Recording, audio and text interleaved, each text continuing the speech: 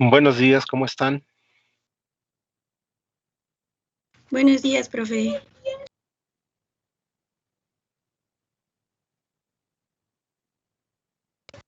Buenos días, profe. Buenos días.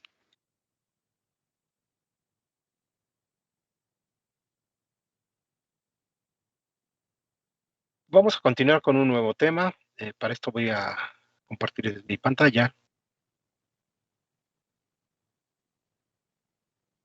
Un tema que se llama microsíntesis, que es otro tipo de líneas de transmisión.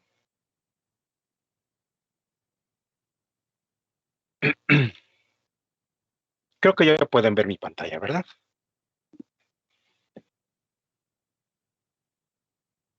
Sí, profe. Ok, gracias por contestar.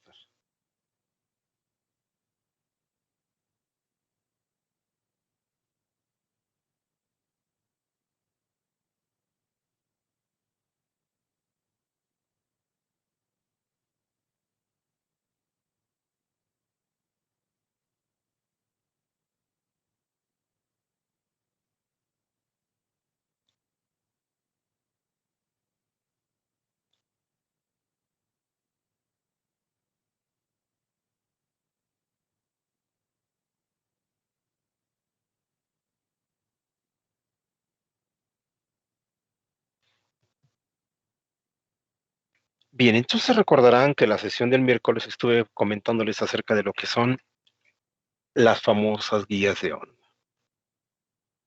Y que uno de los problemas que se presentan en las guías de onda es que con los cambios de temperatura, cuando es un día cálido y de repente por las noches se vuelve un día frío, ¿verdad? Una noche fría, al amanecer lo que tenemos es condensación, es decir, partículas de agua en, en el fondo o en la superficie más baja de la estructura.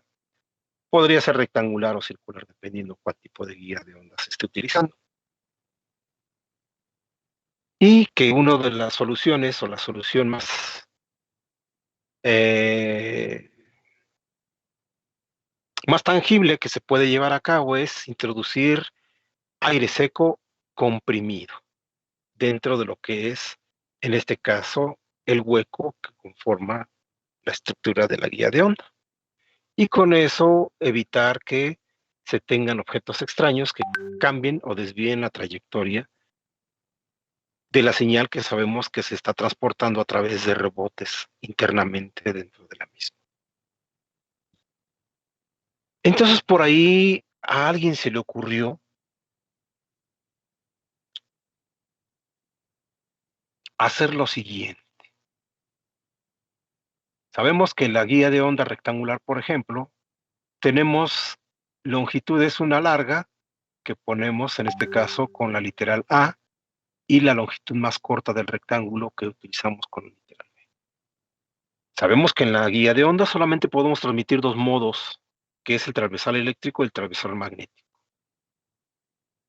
Y cuando transmitimos en cualquiera de los dos modos, solamente utilizamos un par de paredes, es decir, para el transversal eléctrico utilizamos la pared inferior y la pared superior, o para el transversal magnético podemos utilizar la pared, bueno, también podemos utilizar para el transversal eléctrico, dependiendo de los modos, las paredes laterales que tienen las longitudes más cortas físicamente. Pero en realidad lo que se está haciendo es uso de un par de paredes cuando se hace la transmisión.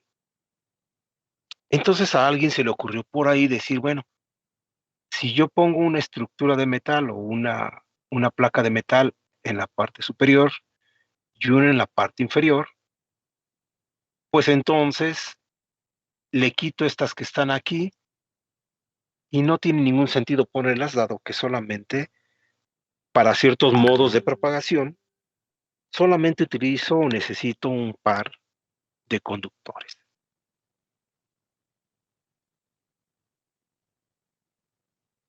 Y entonces la pregunta fue, bueno, ¿y cómo las mantengo separadas uniformemente? Pues lo que hizo es introducir aquí un dieléctrico, sí, que voy a dibujar así un poquito choco para que no se vea exactamente como el rectángulo de arriba. Todo esto es un dieléctrico de un cierto tipo de material. Vamos a llamar aquí con una permitividad dieléctrica relativa ER. Y entonces empezaron a haber muchas publicaciones en revistas científicas acerca de esta propuesta para sustituir una estructura pesada basada en una estructura completamente metálica y pensar en una estructura un poco más ligera para aplicarse, en este caso, como una guía de onda. Además, aunado a eso, se pensó en que esta estructura ligera se podría hacer más pequeña si por ella se quieren hacer conducir señales de mayor frecuencia. Haciendo alusión al ejemplo que vimos en la sesión pasada, las dimensiones de la guía de onda eran de, si mal no recuerdo, de 2.5 centímetros por 1 centímetro, y la frecuencia que se quería transmitir era de 8.6 gigahertz. Eso significa que si entonces incrementamos la frecuencia, podemos hacer que se utilice una estructura rectangular físicamente más pequeña. Y eso fue lo que motivó a desarrollar este tipo de microcintas, que ahorita vamos a ver cómo es esa estructura. Y entonces, dentro de todas las publicaciones que se hicieron, varios estudios, lo que se hizo es tratar de reducir el grosor del dieléctrico, es decir, toda esta área hacerla más pequeña, pero además reducir el grosor del metal que se estaba ocupando.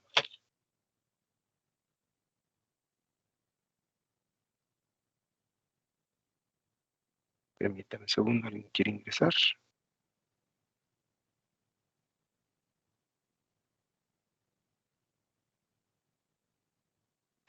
Y entonces al hacer eso se logró algo que ustedes conocen como las tarjetas de circuito impreso, que son de doble cara, que son estructuras delgadas. Bueno, aquí estoy exagerando. Perdón, pero es un poquito difícil tratar de dibujar aquí. Entonces, son estructuras más o menos de este tipo. Entonces se tiene en esta parte lo que es metal y luego en esta otra metal. Y luego eso sería en la cara inferior. Y luego en la cara superior se tiene metal, ¿verdad? En toda esta zona. Ustedes han utilizado las tarjetas de circuito impreso, ¿verdad? Sí, profe. ¿Para qué las han utilizado? Nada más las de baquelita. Ajá, ¿y para qué las han utilizado? Para hacer circuitos sencillos. Bueno, yo en mi caso nada más circuitos sencillos. Creo que hicimos en química aplicada. Ok. Bueno, más que hacer circuitos sería conectar, en este caso, diferentes dispositivos o elementos básicos de circuito, ¿verdad? ¿Qué es lo que hacen con esto? Aprovechan el metal que está en alguna de las caras y conectan un dispositivo con otro y el metal que les sobra lo desechan, ¿cierto o no? Sí, profe. Sí, profesor. Eso es lo que normalmente hacen. Bien. Pues el origen de este empleo, es decir, el origen de las tarjetas de circuito impreso, no es el que a veces pensamos que fueron pensadas o diseñadas para justamente lo que actualmente hacemos uso de ellas, que es poder fijar componentes o dispositivos electrónicos en ellas. La realidad es que la invención de ese tipo de tablillas de circuito impreso de doble cara, como las conocemos, fue hecho a partir de lo que es la guía de onda.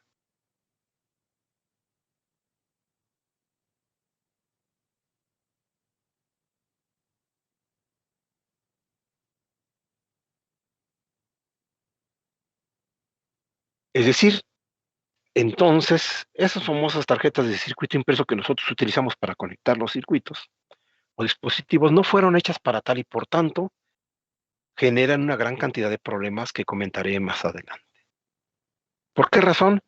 Pues porque no fueron utilizadas o fueron diseñadas, mejor dicho, para ese fin, sino que el cobre que está en la cara superior y el cobre de la que está en la cara inferior hacen las veces de una guía de onda para poder transmitir en medio de ellas, en este dieléctrico, una señal electromagnética que esté rebotando en la cara superior y en la cara inferior, donde este dieléctrico tiene la característica de que no es poroso, y al no ser poroso, por consiguiente, se resuelve el problema que presentan las guías de onda metálicas, a las cuales hay que inyectarles aire comprimido.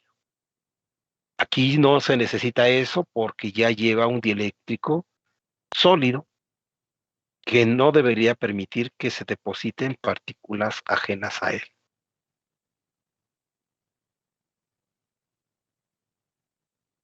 Y entonces, como empezó a tenerse esa propuesta, se empezaron a estudiar, como lo comenté hace un momento, sobre diferentes grosores de dieléctrico. Ahorita sí está muy grande, porque así fue la propuesta, es lo que se podía hacer en esa época, y metal, también con diferentes grosores, hasta que se llegó a lo que conocemos como la tarjeta de circuito impreso. Pero ya que se llegó a eso, se empezó a considerar de que no se utilizara toda la superficie metálica de una de sus caras, sino que en este caso se utilizara una cinta conductora. Y como entonces se reduce todo el material que había en la cara superior a solamente una cinta, como está aquí en este esquema,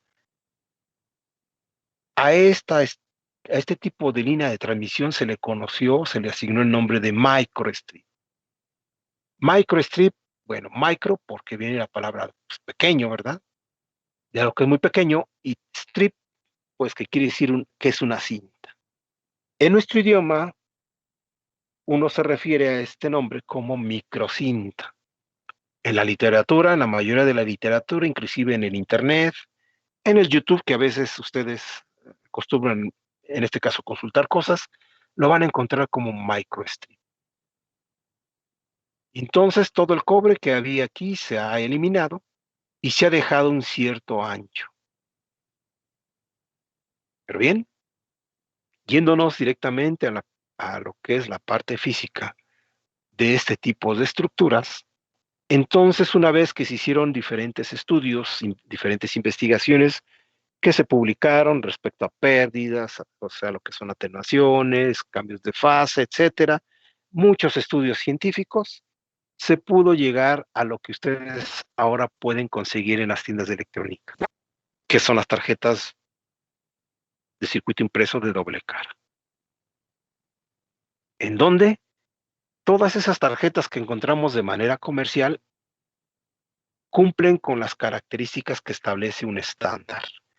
No les voy a decir cuál es el estándar porque la verdad es que no me acuerdo y no quiero decirles una mentira o una invención. No sería nada profesional de mi parte. Entonces prefiero no decirlo, pero hay un estándar.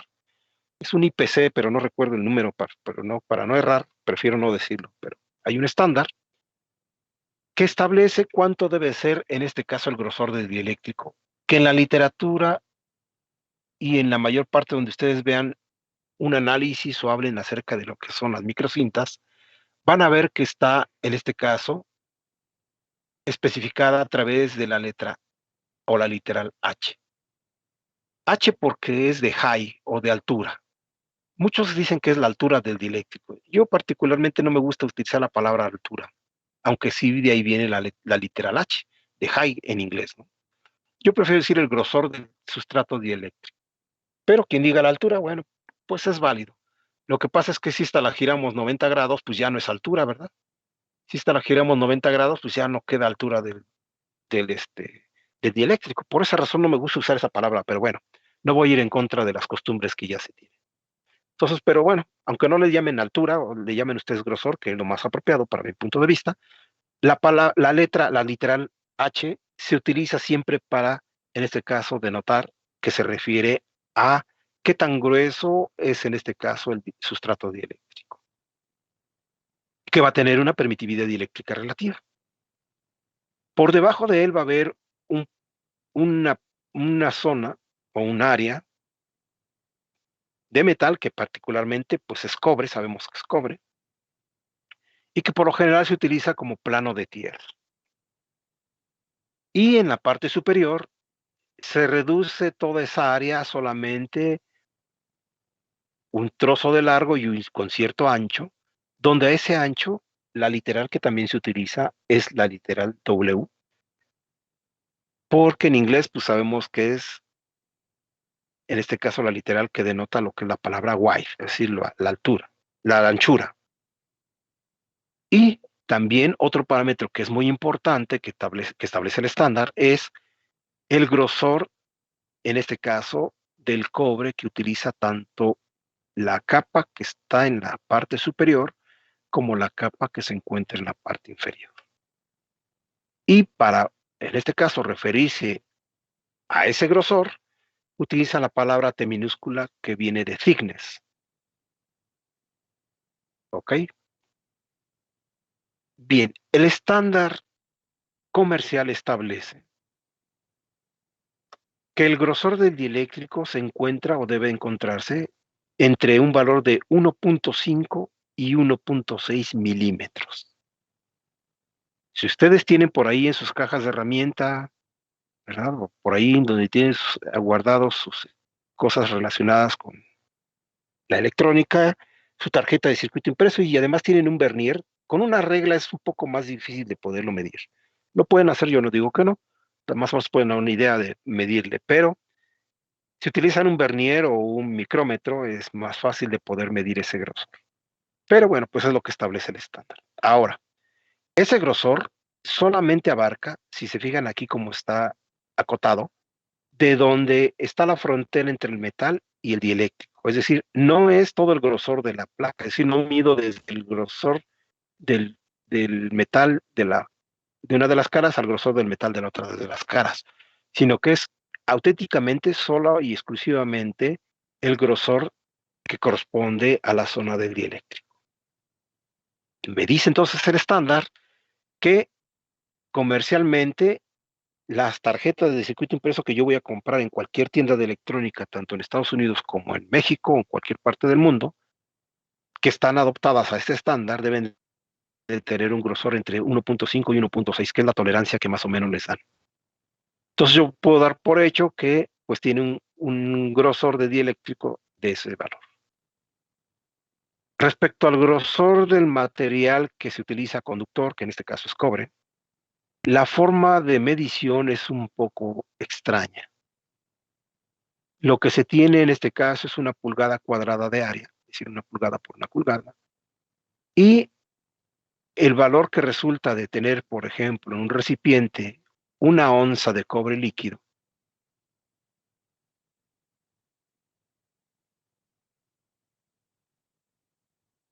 esta y el grosor que resulta es el que establece el estándar, y este grosor anda aproximadamente entre 34 y 35 micras. Entonces, con eso, los fabricantes a nivel mundial de tarjetas de circuito impreso se adaptan al estándar, a lo que establece el estándar, y entonces todas las tarjetas que encontramos de manera comercial en las tiendas tienen esos valores que les acabo de mencionar, más o menos pues, con sus pequeñas tolerancias entre 34 y 35 micras para lo que es el grosor del dieléctrico, no solamente el de la parte superior, sino el de la cara inferior también es exactamente el mismo, ¿sí?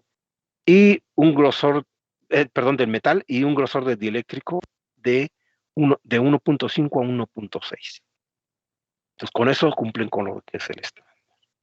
A lo mejor alguien me va a preguntar, bueno, y no puedo conseguir tarjetas de circuito impreso que tengan un grosor de dieléctrico mayor o menor. La respuesta es sí.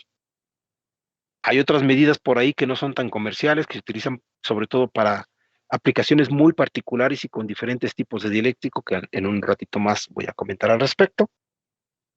O inclusive, ustedes pueden mandar a fabricar una hoja o varias hojas con un grosor de dieléctrico distinto, inclusive de tipo de dieléctrico. Hay fábricas en Estados Unidos y sobre todo en China que les pueden, en este caso, satisfacer esa necesidad que tengan cuando requieren un diseño con esas características.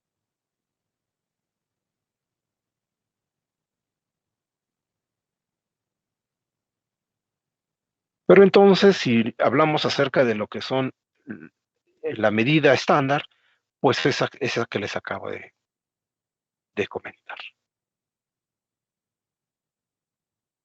¿Cómo es que nació eso de que, pues si este tipo de estructura se utiliza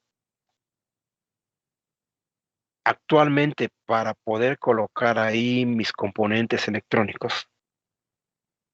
¿Cómo es que entonces se hacía antes? Ah, pues como se hacía en el pasado, era de lo siguiente. Existían unos postes, voy a tratar de dibujarlo de la mejor manera, espero que me quede.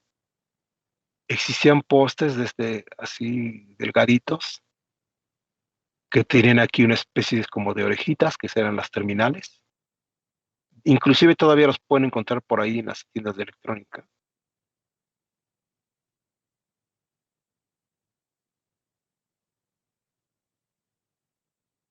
Donde aquí, bueno, se tiene una plaquita de metal a 90 grados con un agujerito donde aquí, pues, se sujetaba a lo que era el chasis. Y entonces por acá, por ejemplo, se tenía otro poste.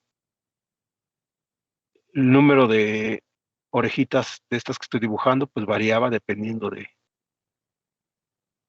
el número de componentes que se quisieran poner.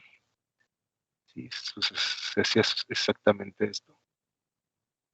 Y entonces, por ejemplo, aquí se conectaba, vamos a poner un resistor. Básicamente se soldaba en esta terminal y luego en esta. Y luego, por ejemplo, aquí se pone un capacitor. Sí, aquí ponemos más. Y se soldaba aquí. Esto en el pasado era como se llevaba a cabo la fijación de los componentes electrónicos de los diseños de esa época. Obviamente, al ver todo este tipo de cosas, nos damos cuenta que se necesitaba mucho espacio, muchas áreas para poder hacer, en este caso, todo el proceso de conexionado. Y además, antes de los años 80, los televisores, que son un negocio muy grande, que es lo que más se vende en todo el mundo, eran de tecnología basada en este caso, en bulbos, ¿sí? Que sabemos que eran en este caso, pues, cápsulas de cristal vacías que tenían dentro cátodos y ánodos para poder hacer la conexión, en este caso, entre el salto de los electrones de un tipo de material a otro. Y después hubo lo que fueron los televisores con tecnología híbrida que tenían transistores y bulbos y finalmente transistores. Entonces, por allá en los años 70, a alguien se le ocurrió, pues que si ya empezaba a existir esto en el mercado, ¿por qué no sustituir todo esto que ocupaba mucho espacio y hacer lo que ustedes ahora hacen? Dibujar las trayectorias de conexiones entre los diferentes dispositivos electrónicos y quitar el cobre en exceso. Y de ahí dio lugar a lo que nosotros conocemos como la famosa tarjeta de circuito impreso o el famoso PCB, Printer Circuit Board. Es así como entonces se hizo una adaptación. Por consiguiente, es importante que tengan siempre en mente que los PCB o las tarjetas de circuito impreso no fueron hechas para lo que las utilizamos ahora. Esta nació como una adaptación del desarrollo de un tipo de guía de onda y por consiguiente trae muchos problemas que voy a comentar en un momentito más.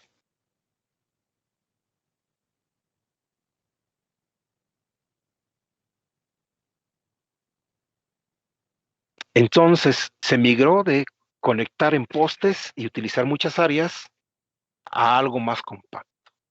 Los televisores de esa época eran televisores que tenían chasis o frames o estructuras muy grandes, televisores muy pesados. Pero no solamente eso, sino que además consumían mucha energía, se calentaban demasiado. Los que eran de bulbos, pues el bulbo lo que tenía que tener es cierta temperatura y entonces el televisor consumía mucha energía eléctrica. Eran altamente ineficientes. Comparados con lo de ahora ya no pesan nada, pero las desventajas es que son muy frágiles. Claro, tiene otras cualidades. El caso de los televisores antiguos, pues tenían muchas desventajas y por eso se fueron sustituyendo. De tal manera que entonces se migró de tener componentes conectados en todo ese tipo de estructuras a base de postes a una tarjeta electrónica como las conocemos ahora, donde ahora se soldan todos los componentes haciendo uso de, en este caso, el cobre que está en la cara superior o el que se encuentra en la cara inferior. Bien, ¿de qué fue hecho el material o el sustrato dieléctrico? Bueno, sabemos que este tiene una permitividad dieléctrica relativa. En principio, las primeras tarjetas de circuito impreso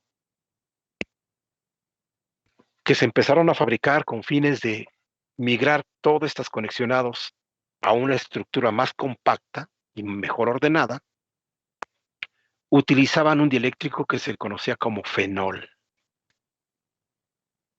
De hecho, a lo mejor ustedes conocen o han escuchado que el nombre de esas tarjetas de circuito impreso a veces se le llaman tablillas fenólicas. ¿A alguien se le hace conocido ese nombre? A mí, profe. Sí, qué bueno, ¿verdad? Reciben muchos nombres, algunos dicen tarjetas de circuito impreso, otros les llaman tablillas fenólicas, otros les llaman tablillas de baquelita. El nombre correcto que se conocía en ese momento era tablillas fenólicas. ¿Por qué? Porque eran de fenol.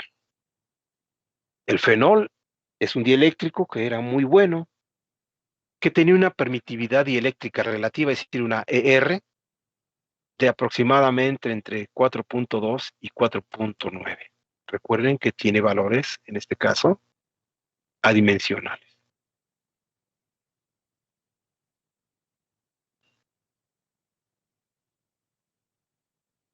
El fenol tenía un olor muy característico.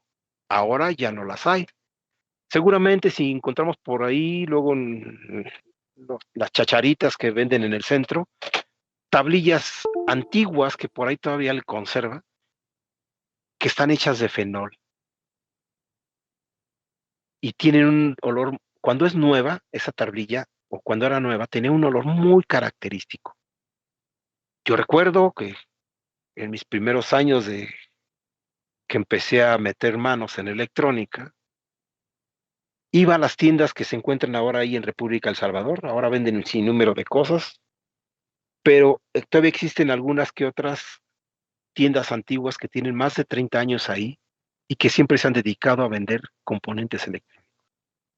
Y cuando uno entraba a esas tiendas, olía a una tienda de electrónica. ¿Y por qué creen que olía a una tienda de electrónica?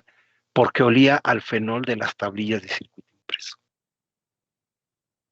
El inminente es que si uno llegaba ahí con los ojos cerrados, decía uno, huele, aquí venden cosas de electrónica porque huele a, decíamos, a componentes electrónicos, pero los componentes electrónicos no huelen. Realmente lo que olía con un olor muy peculiar era las tablillas fenólicas, es decir, esas que eran hechas o construidas con fenol como material base en su sustrato dieléctrico. Pero ¿qué pasó con el fenol? Bueno, pues como lo comenté hace un momento, uno de los productos que más se compran en los hogares son los televisores. ¿Y qué llegó a suceder? Que en Estados Unidos, bueno, pues los fabricantes de televisores empezaron a conectar todos estos componentes en las tablillas electrónicas compactas, los bulbos. Y el problema que hubo es que pues la mayoría de la gente, a lo mejor algunos de nosotros, sin el afán de criticar ni nada, ¿verdad? Nos arrullamos con el televisor. Y así sucedía en muchos hogares norteamericanos, estadounidenses. Pero en ese tiempo, pues los televisores consumían demasiada energía y se calentaban mucho. Distan mucho de la tecnología de hoy esos televisores que se utilizaban, de tal forma que entonces por las noches encendían el televisor y les ganaba el sueño y se quedaba encendido, pues consumía mucha energía eléctrica, pero también se calentaba. Por esta razón, llegaron a suceder muchos accidentes en Estados Unidos de incendios en hogares.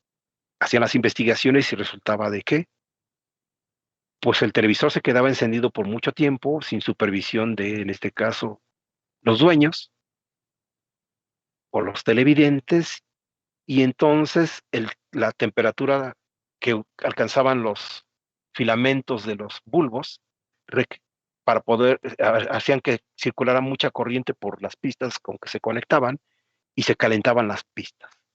Y al calentarse, el calentamiento aquí que se tenía era tan grande que empezaba a calentar el sustrato dieléctrico y el fenol es flamable. Y de repente se formaba una flama en alguna zona y empezaba a incendiarse. Se empezaron a hacer investigaciones y pruebas a las tablillas de circuito impreso y se dieron cuenta que al aplicar una flama por cierto tiempo en alguna parte de la estructura del dieléctrico, este se incendiaba. Inmediatamente, entonces, Estados Unidos, por protección a los consumidores, prohibió que se utilizara, en este caso, las tablillas fenólicas. Y empezaron a haber investigaciones sobre nuevos materiales que tuvieran más o menos una permitividad dieléctrica que, en este caso, presentaba el fenol. Y de ahí que apareció lo que conocemos como la fibra de vidrio. Después del fenol se dio un brinco al uso de lo que es la fibra de vidrio. Y la fibra de vidrio, pues sabemos que son, en este caso, como pues cabellos, ¿verdad? Que son muy delgados, bueno, aquí estoy exagerando, y que se encuentran entrelazados. Así como podemos ver, si ahorita echamos un vistazo a nuestra ropa, a su playera o a su camisa, la ponen a contraluz, tanto chicos como chicas, y podrán ver que la tela tiene un entremallado muy fino. Aquí lo traté de dibujar, pero bueno, quedó muy chueco. El problema de este entremallado o este mallado es que tenemos aquí huecos. Y al tener esos huecos, entonces existe la posibilidad de que se depositen, sobre todo agua, ante los cambios de temperatura. Entonces Estados Unidos sustituyó directamente el fenol por la fibra de vidrio por un tiempo. La gran ventaja de la fibra de vidrio es que esta no es flamable. Aquí le aplican flama y esta no se incendia. Ese era el gran atractivo que presentaba ese tipo de dieléctrico. Sin embargo, por ser una estructura porosa, no era muy recomendable y Estados Unidos, pues desarrollando su tecnología, después utilizó un componente epóxico muy similar al fenol. El fenol también es un componente epóxico. Sabemos que los componentes epóxicos, ustedes los conocen, los han manejado, como esos resistoles, ¿verdad? Que tienen dos componentes, uno que es la resina y el otro que es un catalizador, que los tienen que combinar en ambas partes para formar un solo compuesto y que sirva para pegar. La desventaja de las resinas epóxicas es que si, por ejemplo, cuando nosotros hacemos el mezclado a mano, nos quedan burbujas. Pero los procesos industriales eso no sucede porque controlan bien todo y entonces es más fácil de utilizar resinas en vez de fibras. Y además de que este tipo de fibras, a pesar de que pues tienen la ventaja de que no son flamables, pues pueden tener estos pequeños huecos microscópicos que son suficientes para que moléculas de agua puedan, en este caso, generarse en esas zonas. El proceso de producción era más costoso. Entonces estuvieron trabajando en nuevos materiales y se encontró que se podría hacer o se podía fabricar otro material, ¿sí? También basado en lo que son resinas y que se le llamó como FR4. Muchos confunden, inclusive piensan que el FR4 es igual o es lo mismo que la fibra de vidrio. No lo son. Presentan características muy similares en cuanto a lo que es la permitividad dieléctrica del sustrato, pero no son un sinónimo ni son iguales. El caso del FR4 es exactamente el mismo que el del fenol. Y para el fabricante es muy barato, en este caso, desarrollar productos en láminas, ¿verdad? En la cual tiene su primer lámina que es de cobre, muy delgada, en este caso, siguiendo lo que establece el estándar, ¿sí? De 34 o 35 micras. Y después lo que deposita aquí es, en este caso, el material FR4, que es un material epóxico. Y luego en la parte superior pone la otra placa delgada y mediante una prensa, en este caso, aplica presión para que todo esto se distribuya en toda la superficie de la lámina que se está fabricando.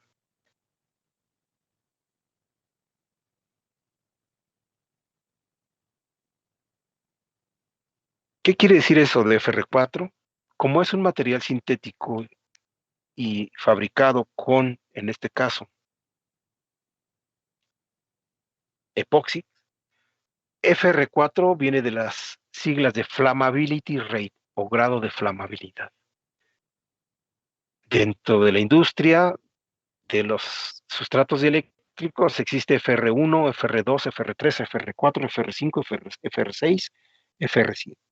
Y lo que especifica en este caso el número de FRX, que sería 1, 2, 3 o 4, es qué tanto tiempo soporta el material, ¿sí? El tener una flama antes de que éste se incendie. El FR4, pues sí, no recuerdo el tiempo que soporta, la verdad, no soy sincero.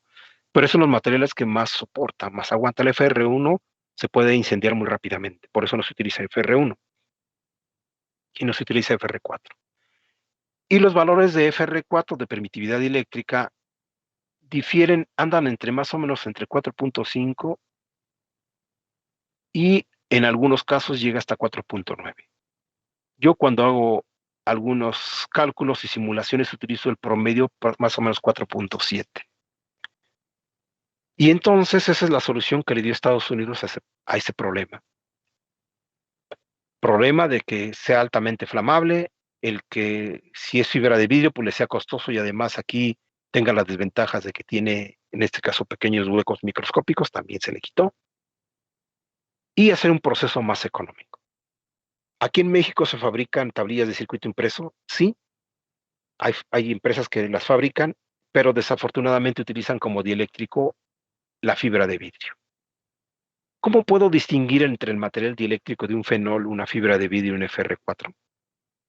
El color del fenol es muy oscuro, es como café, con su olor característico, muy típico.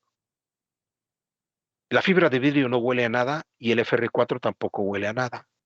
Entonces, la única forma en la que podemos guiarnos para poder determinar qué tipo de material es haciendo dos observaciones. Primero, el olor, pues no debe de oler a nada. Y el segundo, una inspección visual. Aquí en los perfiles de esta cara, si es fibra de vidrio, podríamos ver que se nota, como así acabo de decirles, en sus playeras o en la tela de su ropa. Se notan aquí las fibras, cómo está el entrelazado entre ellas. De hecho, si le lijamos en esta cara y le limpiamos muy bien, podemos ver ahí cómo son los hilos de la fibra. Y su color es un color muy claro, es un amarillo claro, muy claro.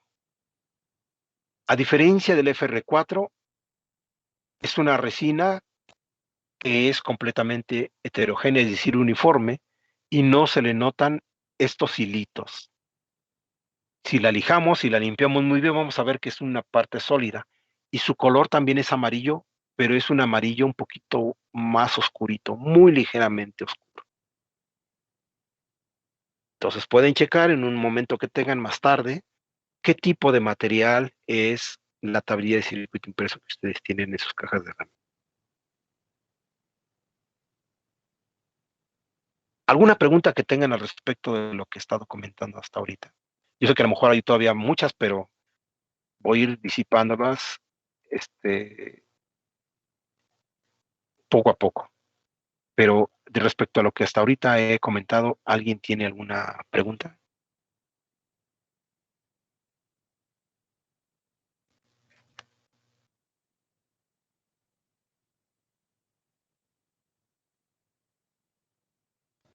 No, profe, creo que no.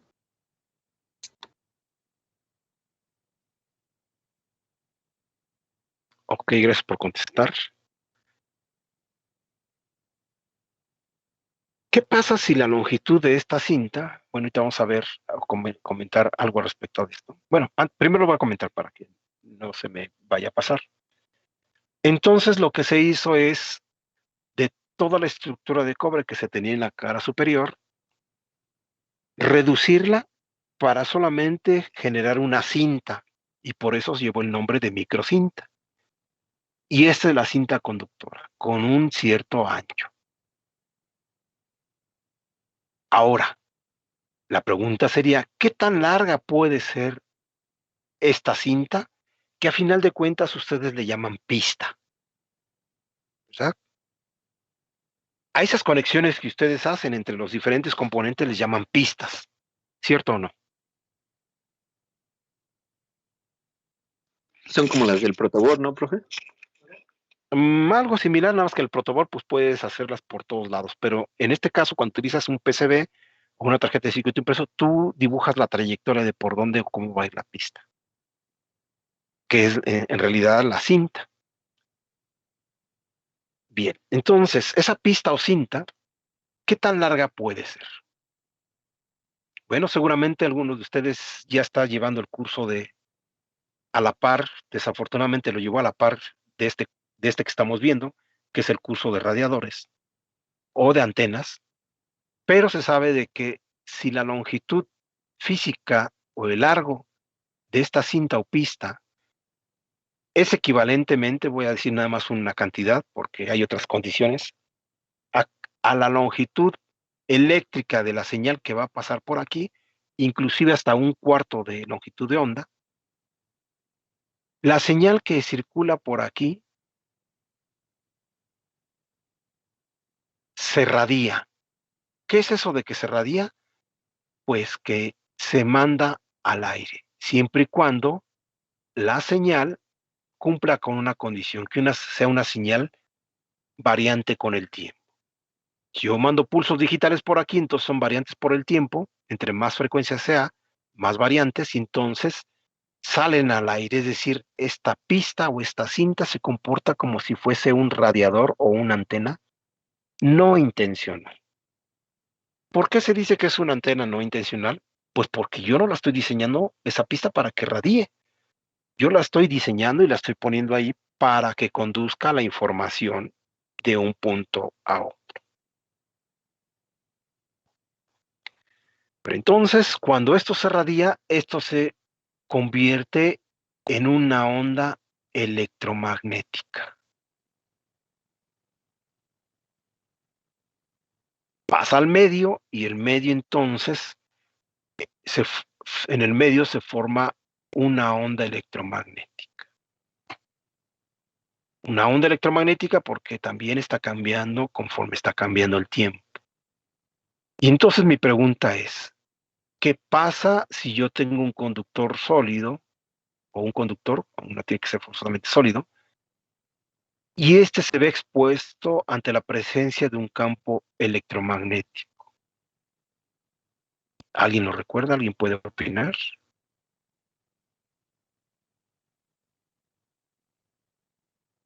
De hecho, lo voy a poner con otro color para que se distinga.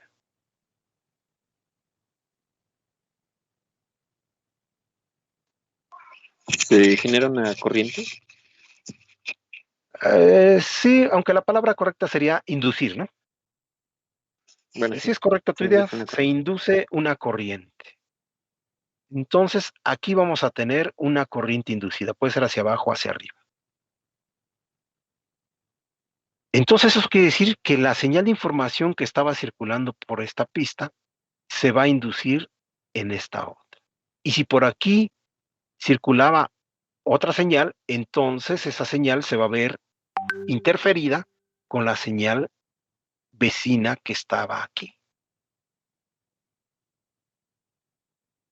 Entonces, a este problema que se presenta, porque no se tuvo consideración, en este caso, pues se estudió, se analizó el comportamiento de esta pista, se genera lo que nosotros conocemos como interferencias electromagnéticas. ¿Por qué? Porque se está interfiriendo la señal que está yendo en el conductor azul por, en este caso, la onda electromagnética que está produciéndose debido al efecto antena de esta pista.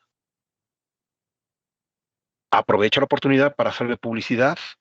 Como bien les había comentado cuando yo me presenté en la primera sesión de este curso, que yo no pertenezco a la Academia de Electromagnetismo, sino que soy invitado. Yo pertenezco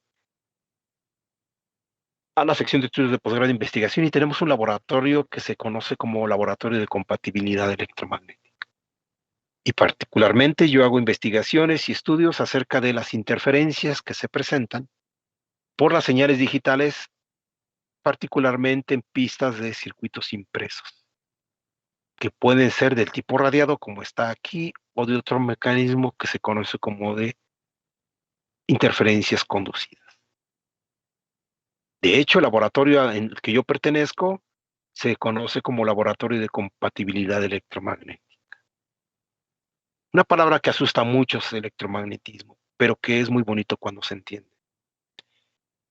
¿Y a qué se refiere eso de compatibilidad electromagnética? Si, por ejemplo, no sé ahorita el caso de ustedes, posiblemente se estén conectando a través del uso de una laptop o una computadora de escritorio, a lo mejor alguien con un teléfono, pero bueno, quienes están utilizando una tablet o una laptop, supongo que tienen por ahí muy cerca su teléfono celular.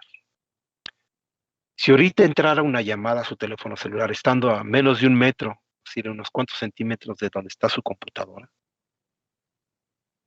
su teléfono celular no debería tener ningún problema de interferencia, es decir, debe de, en este caso, llegar la señal de la llamada y al contestarla ustedes deberían de tener una llamada clara sin que se escuche nada extraño, ni que tampoco se interrumpa. Y por el otro lado, en la laptop o en la computadora, no debería de verse ningún extraño, por ejemplo, en la pantalla, o que la computadora empieza a pasmarse. Cuando eso sucede de que no se interfiere uno con otro, es decir, que no se afecta uno con el otro cuando están operando, significa, perdón, que son compatibles electromagnéticamente. Y por eso se les conoce como compatibilidad electromagnética a esa área de estudio. Todo aquello que funcione con, en este caso, señales y energía eléctrica, se puede interferir electromagnéticamente. Y por esa razón es importante no solamente diseñar, como ahora ustedes les han enseñado de manera digital y también de forma analógica, sino que se debería de hacer un estudio desde el punto de vista del electromagnetismo. A muchos no nos gusta, pero tiene una aplicación muy importante en el área de electro. Y ahorita lo voy a decir por qué. Sin antes explicar otro detalle o hacer otro comentario.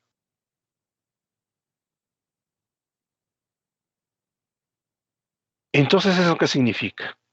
Que yo debo de evitar este tipo de cosas porque si un ingeniero de diseño que maneja señales digitales no conoce del comportamiento electromagnético de la línea de transmisión, va a tener problemas de interferencia.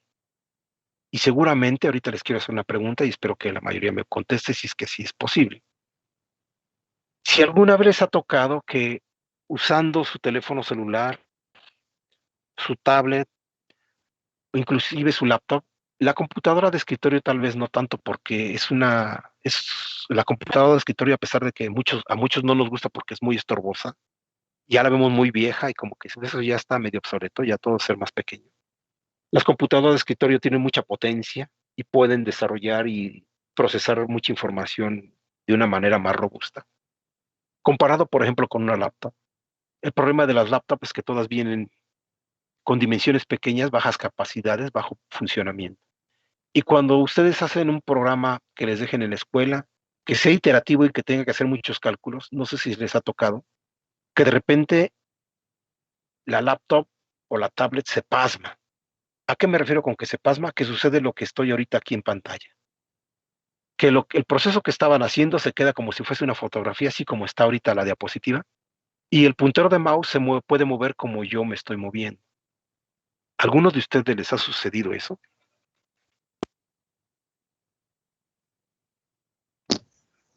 Sí, profe. Sí, con el teléfono. Inclusive cuando es la computadora se van aquí a donde está la X en Windows y le dan para que se cierre y no les hace caso. O se van aquí donde dice inicio y tampoco les hace caso. ¿Qué es lo que sucede cuando nos enfrentamos a esa situación? Pues sucede lo siguiente. Ustedes bien saben que el procesador de la computadora que tienen ahí, inclusive el que está en el teléfono celular, va en este caso a hacer una secuencia de ejecución de instrucciones. Estas son las instrucciones que tiene que hacer. Entonces empieza, ¿verdad? Las instrucciones y hace la primera, la ejecuta y se va a la segunda, ejecuta la segunda, así secuencialmente lo va haciendo. Cuando hay un proceso de subrutina, es decir, que necesitamos brincarnos a otra zona, hacer otro cálculo, se viene a otra zona bien definida por el programador, vamos a suponer que sean 5 líneas, las que tiene que hacer, hace el proceso que tiene que hacer aquí y una vez que termina, se regresa a la siguiente instrucción. Para todo eso hay un buen control, ustedes ya lo saben hacer, les han enseñado lo que es programación de bajo nivel, es decir, el ensamblador, y saben muy bien que esto se lleva a cabo de esa manera. Bien, pero ¿qué pasa entonces si, por ejemplo, cuando se hace un proceso iterativo, que en matemática les dejan un método numérico y hay que hacer muchas sumas y restas? El procesador tiene que trabajar a la máxima velocidad. Entonces, la señal que vamos a poner que esta es una pista de la tarjeta que está dentro de su laptop. Y entonces aquí la frecuencia se incrementa al máximo y llega a suceder que empieza a radiarse y le pega otra línea aquí como está en la figura. Si esta otra pista es parte de una señal de control del procesador de su computadora, Entonces, mientras se encuentra haciendo aquí su proceso secuencial, de repente se presenta aquí un impulso que hace que lo saque de esta secuencia y lo mande a una zona, lo vamos a poner aquí en un rectángulo, en una zona desconocida. Y se brinca para acá, y como aquí no hay nada que le diga qué tiene que hacer, pues aquí se espera. Es decir, cuando ustedes tienen ese problema, ponen de manera que ustedes no se dan cuenta, por un proceso físico que no conocían y que ahorita se lo estoy explicando, en una zona donde no hay ningún tipo de instrucción. Cuando la computadora se les llega a pasmar o el teléfono celular de esa manera, no es que se muera o deje de operar, sigue operando. Lo que pasa es que este impulso que apareció por ahí debido a este efecto de interferencia electromagnética, lo sacó de su rutina y lo mandó a un lado donde no tiene que hacer nada, porque aquí ya no tiene nada que hacer. ¿Cómo han resuelto ese problema? ¿Alguien me lo puede decir?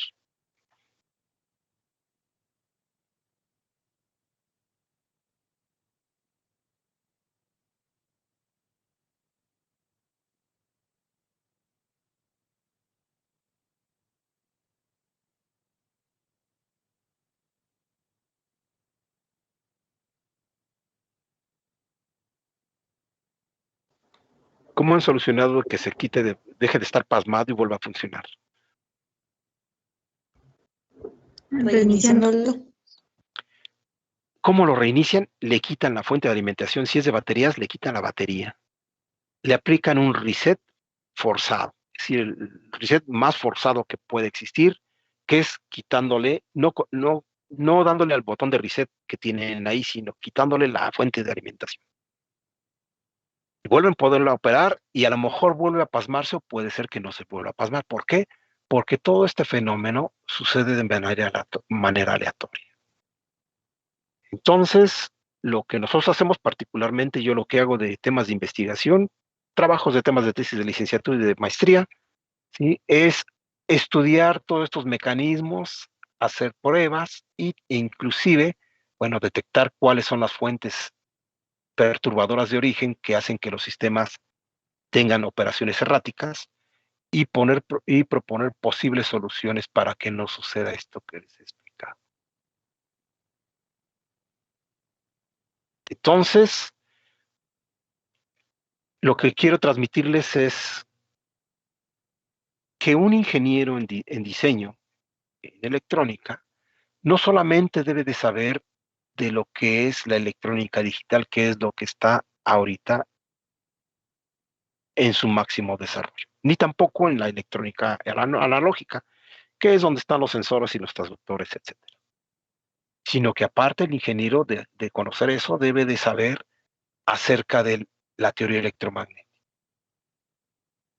Afortunadamente, en la ESIME es una de las pocas escuelas donde a los alumnos se les provee de la información electromagnética, aunque no les guste. Pero no se dan cuenta de la gran herramienta y el conocimiento que se llevan para poder enfrentar una gran cantidad de problemas. De hecho, es altamente reconocido que la escuela se caracteriza por tener, en este caso, un nivel alto en cuanto a electromagnetismo. No hay otra escuela a nivel nacional que los prepare con este tipo de conocimiento. Y esa es una gran ventaja porque los posiciona a ustedes en un lugar en el que pueden desempeñarse de una manera mucho más fácil. ¿Por qué razón? Pues porque cuando ustedes terminen, esperemos que satisfactoriamente la mayoría de ustedes logre titularse y pueda desarrollar una vida profesional. Seguramente, por lo menos a alguien, le va a tocar trabajar en una empresa en la cual si a lo mejor no caen en la zona de diseño de los sistemas, sí les corresponderá hacer, en este caso, el diseño de las tarjetas de circuito impreso. Y si ustedes tienen este conocimiento, entonces todo lo que hagan seguramente va a ser de manera exitosa. Quienes no lo ven con esta óptica desde una visión electromagnética, difícilmente van a entender y van a poder resolver este problema que les estoy comentando, porque no saben de electromagnetismo. Por esa razón, en nuestra escuela se insiste en que aprendan muy bien campos y ondas electromagnéticas, líneas de transmisión y antenas. Porque a pesar de que no van a estudiar a lo mejor algunos de ustedes la especialidad de comunicaciones, en electrónica esto también es muy usado. Entonces espero que ahora se den cuenta la gran importancia de a lo que yo me he referido siempre, de que aprendan mucho, sobre todo de lo que se les está enseñando.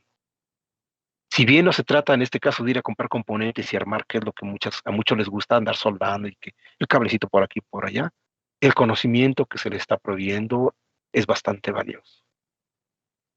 Y eso, pues, les va a ayudar mucho a desarrollarse profesionalmente, ¿sí? De una manera mucho mejor comparado con otras escuelas de ingeniería. Ahora, volviendo al tema, ¿qué es lo que pasa en la microcinta? Físicamente, ¿sí? Tenemos, bueno, desde el punto de vista mecánico, tenemos una estructura no homogénea. ¿Por qué no homogénea? Por las siguientes razones. Tenemos en una vista de sección transversal, tenemos aquí lo que es un metal, luego tenemos el dieléctrico y luego tenemos, en este caso, otro metal. Este tiene una permitividad dieléctrica relativa y aquí tenemos una permitividad dieléctrica que corresponde al aire o al vacío. Desde el punto de vista mecánico, pues vemos que no es homogénea porque para que sea homogénea, pues en la cara superior deberíamos tener la misma longitud de metal, así como lo estamos viendo, a todo lo largo, y solamente tenemos un pedacito. Desde ahí decimos que es una estructura no homogénea. Pero tenemos otra cosa importante, por aquí va a circular una corriente. Cuando hacemos circular una corriente, entonces tenemos un campo eléctrico circundante a ese conductor. Vamos a tener un campo magnético que se va a formar así. Si tuviéramos unas gafas especiales, podríamos ver que se genera eso. Aquí tenemos una gran ventaja porque la mayoría de los materiales son permeables a las líneas de flujo magnético. Entonces, el hecho de tener dos medios distintos, aire y un dieléctrico, como es dieléctrico, pues prácticamente las líneas de campo magnético permean dentro del medio sin ningún problema. Ahí no tenemos ningún inconveniente. Pero ¿qué pasa con las líneas de campo magnético, de campo eléctrico? ¿Voy a tener campo eléctrico? Esa sería la pregunta. La respuesta es sí. ¿Por qué? Porque asociado a la corriente, pues casi siempre, o más bien siempre, aplicamos una diferencia de potencial.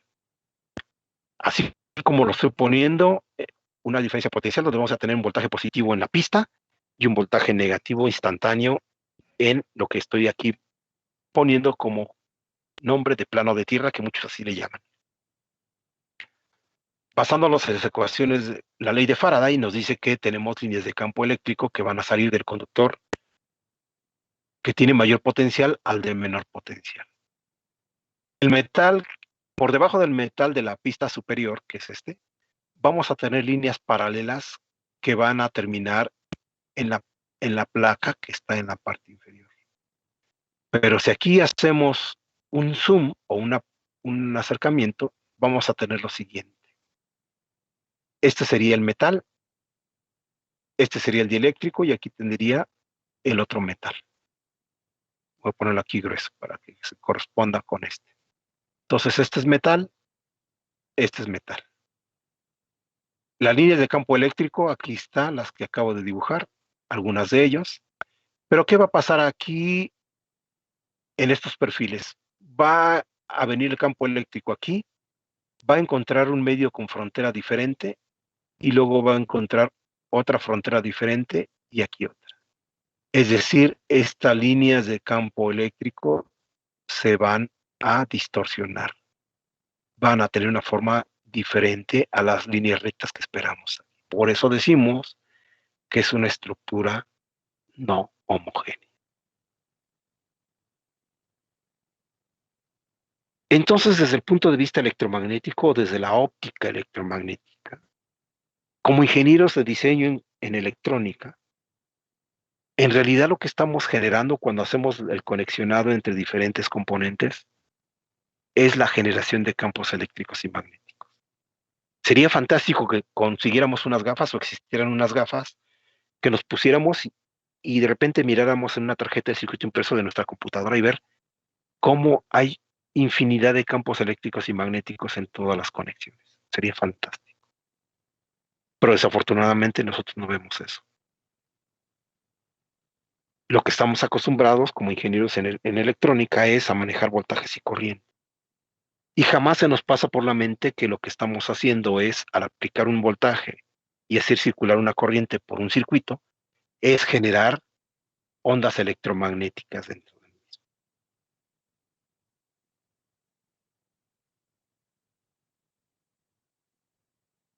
¿Qué tipo de propagación electromagnética? Porque aquí estamos teniendo campos eléctricos y magnéticos por lo que dibujé. Es decir, lo que hacemos uso es de ondas electromagnéticas. Ahora se han de enterar el por qué este curso se llama ondas electromagnéticas guiadas. Porque en realidad lo que hacemos al aplicar tensiones y corrientes a cualquier circuito y lo hacemos sus conexiones, estamos generando ondas electromagnéticas. Siempre y cuando esas corrientes y esos voltajes de origen sean de tipo cambiante o variante con el tiempo. En una onda electromagnética sabemos que tenemos dos componentes de campo. Un campo eléctrico apuntando en cierta dirección y transversalmente un campo magnético.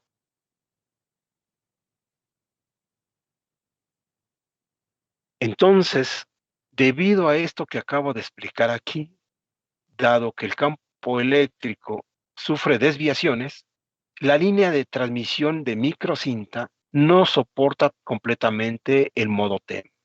Modo TEM es este transversal electromagnético, porque el campo eléctrico es transversal al magnético y viceversa. Entonces, este tipo de estructura no puede soportar, en este caso, la transmisión TEM.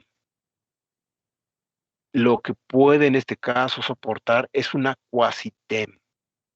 Porque a pesar de que aquí se generan desviaciones de líneas de campo eléctrico, se pueden desplazar ambas en diferentes medios. Y entonces por esa razón dice aquí que se considera un modo de transmisión cuasi-TEM, que significa que es casi TEM, pero no es TEM 100%, cuando las componentes longitudinales de los campos para el modo dominante son mucho más pequeños que las componentes transversales. Las componentes longitudinales son aquellas que se van a desplazar a lo largo de la pista, y las transversales pues, son las que están aquí en esta dirección. Entonces, por esa razón decimos que esto es una estructura no homogénea. Y entonces a continuación aquí se ve ya de una manera formal un esquema de lo que les acabo de presentar. Entonces, que les quede muy claro, ¿sí? Y ahora que espero que entiendan el por qué. En la escuela se imparten esos 3 cursos de la Academia de Electromagnetismo que a muchos nos causa escozor de decir, ay, ves que vas a llevar electromagnetismo. Y bueno, y ahora les pusieron unos nombres más ligeritos para que no se asusten, pero antes se llamaba Teoría Electromagnética 1, 2 y 3. Y era de miedo. Siempre que escuchamos la palabra electromagnetismo, pensamos que es lo peor. Yo espero que con esto que les estoy explicando, de esta parte, ahora tengan otro concepto de esa palabra, y que es muy bonita, porque electromagnetismo es la contracción de eléctrico y magnético. En realidad, entonces, todo eso que ustedes están analizando en circuitos y en diseño digital, viendo desde un punto de vista electromagnético, es fantástico. porque entendemos entonces ahora qué es lo que pasa. Y con ese conocimiento podemos detectar o prevenir posibles interferencias y efectos indeseados cuando hacemos nuestro diseño. ¿Qué pasa cuando un ingeniero en electrónica no está bien preparado desde un punto de vista electromagnético? Cuando él hace todos sus diseños con las fórmulas correspondientes y dice ya funciona en el protoboard o en la tablilla de experimentación y lo lleva a una tarjeta de circuito impreso, por no considerar lo que les acabo de explicar, empieza a tener fallas su diseño. Y entonces va para atrás y trata de ver, y lo primero que piensa es que su diseño se fue mal calculado y empieza a revisar todo. Vuelve a implementarlo y se da cuenta que otra vez, a veces le funciona y a veces no. Y otra vez va para atrás. Y así se la pasa. Y jamás comprende que hay efectos electromagnéticos debido a las líneas de transmisión que no está considerando. Esto es un plus, una gran ventaja para aquellos que aprenden electromagnetismo, porque van a salir mejor preparados entre ustedes mismos. El que mejor comprenda esto, pues va a destacar más. Pero además, esto les da un plus porque no todas las escuelas de ingeniería del país le dan una profundidad de estudio a esta asignatura que muchos odian y que les sirve de un gran aporte para su desarrollo profesional. Muchos piensan que el electromagnetismo es para aquellos que van a estudiar, en este caso, en el área de las comunicaciones. Yo como voy a ser electrónico, pues mejor me dedico a no estudiar eso, pues porque no es parte de las comunicaciones. No, ese es un pensamiento equivocado. El ingeniero en electrónica, un buen ingeniero en electrónica, conoce el diseño analógico, diseño digital y también electromagnetismo. Por ahí mi insistencia, y alguna vez les comenté, que no porque yo daba este curso se me hacía fantástico, sino porque el aporte que les da a ustedes en su formación realmente vale mucho la pena. Y espero que a partir de ahora así lo valoren. ¿Tienen alguna pregunta? De momento no, profe. Bueno, pues si no tienen ninguna pregunta, hasta aquí le vamos a dejar por el día de hoy. Vamos a continuar con esto de las microcintas, que todavía nos faltan algunas cosas. La próxima sesión que va a ser el martes. Así es que pues que tengan muy buena tarde y un excelente fin de semana y cuídense. Igualmente, profe, Gracias, gracias. profe, igualmente. Sí, gracias. Hasta luego. Gracias, profe. Hasta luego.